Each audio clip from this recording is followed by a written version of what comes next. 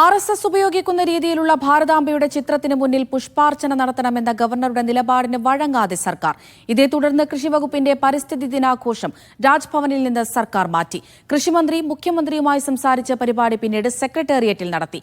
ഗവർണറുടെ നിലപാട് ഭരണഘടനാ വിരുദ്ധമെന്ന് മന്ത്രി പി പ്രസാദ് പറഞ്ഞു. വിവാദ ചിത്രം മാറ്റില്ല എന്ന നിലപാടിലാണ് ഗവർണർ. കൃഷിവകുപ്പിന്റെ പരിസ്ഥിതി ദിനാഘോഷ സംസ്ഥാനതല പരിപാടി നടത്താൻ നിശ്ചയിച്ചത് രാജ്ഭവനിൽ. ഗവർണർ രാജേന്ദ്ര വിശ്വനാഥ് അർലേക്കർ ആയിരുന്നു ഉദ്ഘാടകൻ. എന്നാൽ പരിപാടിക്ക് തൊട്ടുമുമ്പ് വേദി സെക്രട്ടേറിയറ്റിലെ ദർബാർ ഹാളിലേക്ക് മാറ്റി. ഉദ്ഘാടന സ്ഥാനത്തു നിന്നും ഗവർണറെയും നീക്കി. RSS പരിപാടികളിൽ ഉപയോഗിക്കുന്ന ഭാരതാംബയുടെ ചിത്രത്തിൽ പുഷ്പാർച്ചന നടത്തണമെന്ന രാജ്ഭവന്റെ ആവശ്യമാണ് സർക്കാരിനെ പ്രകോപിപ്പിച്ചത്. കൃഷിമന്ത്രി മുഖ്യമന്ത്രിയുമായി കൂടി ആലോചിച്ചാണ് ഗവർണറെയും രാജ്ഭവനെയും ഒഴിവാക്കി പരിപാടി നടത്തിയത്.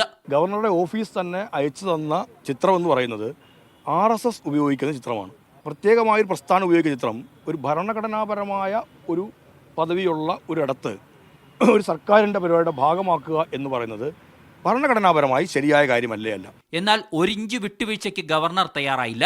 വിവാദ ചിത്രത്തിനു മുന്നിൽ പുഷ്പങ്ങൾ അർപ്പിച്ച് സ്വന്തം നിലയ്ക്ക് രാജ്ഭവനിൽ പരിസ്ഥിതി ദിന പരിപാടിയും നടത്തി ഗവർണർ. ചിത്രം മാറ്റില്ലെന്ന് പരിപാടിക്കിടെ പ്രഖ്യാപിച്ച governor മന്ത്രിമാർക്കെതിരെയും വിമർശനമുയർത്തി. But we cannot remove Bharat Mata. We cannot remove our Matrubhumi.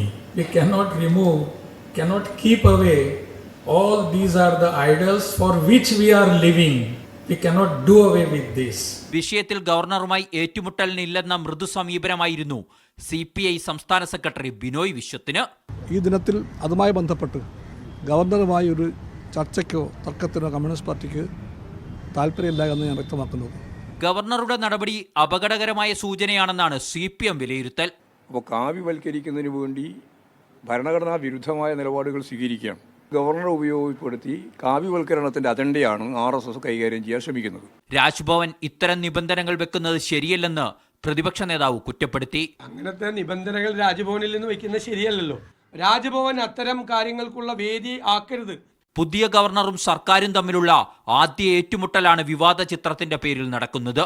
Media 1 Thiruvananthapuram.